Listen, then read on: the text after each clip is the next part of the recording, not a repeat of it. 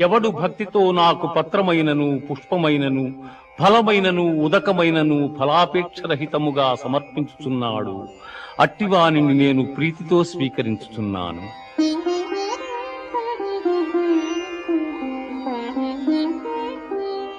మన్మనాభవ మద్భక్తో మజ్యాజీ మాం నమస్కురు మామే వైష్యసి యుక్త్యేవా ఆత్మానం మత్పరాయణగా.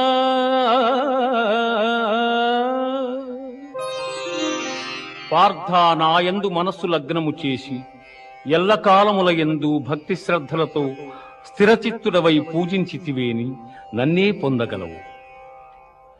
ఇది ఉపనిషత్తుల సారాంశమైన యోగ శాస్త్రమున శ్రీకృష్ణుడు అర్జునునకు ఉపదేశించిన కర్మ సన్యాస ఆత్మ సంయమ